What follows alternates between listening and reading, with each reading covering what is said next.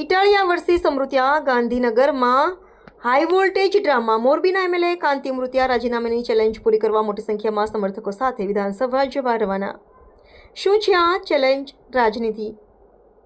તાજેતરમાં યોજાયેલી વિધાનસભાની પેટા ચૂંટણીમાં વિસાવદર બેઠક પર ગોપાલ ઇટાલિયાનો વિજય થયા બાદ મોરબીમાં છેલ્લા સપ્તાહમાં જુદા જુદા વિસ્તારોમાં આંદોલનો જોવા મળ્યા હતા. આ આંદોલનો દરમિયાન વારંવાર વિસાવદર વાળી થશે તેવી ચીમકીઓ ઉચ્ચારવામાં આવતી હતી, જેનો ઉદ્દેશ્ય મોરબીના લોકોને ઉશ્કેરવાનો અને તંત્રને બાદમાં લેવાનો હતો. અને જવાબમાં કાંતિભાઈ અમૃતિયાએ ગોપાલ ઇટાલિયાને પડકાર ફેંક્યો હતો કે જો ગોપાલ ઇટાલિયા મોરબી બેઠક પરથી ચૂંટણી લડવા આવે અને જીતી જાય તો તેઓ પોતે રાજીનામું આપશે અને ગોપાલ ઇટાલિયાને 2 કરોડ રૂપિયાનું ઇનામ આપશે.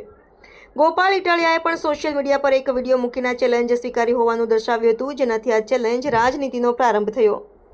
મોરબી અને વિસાવદરના ધારાસભ્યો વચ્ચે છેલ્લા કેટલાક સમયથી ચાલી રહેલી ચેલેન્જ રાજનીતિ હવે ચરમસીમાએ પહોંચી છે.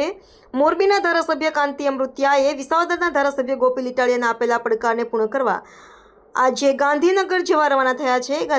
કાંતિભાઈ અમૃતિયા પોતાના સમર્થકોની લગભગ 100 ગાડીના વિશાળ કાફલા સાથે વિધાનસભા પહોંચશે, જ્યાં તેઓ ગોપાલ ઇટાલિયાના રાજીનામાની રાહ જોશે.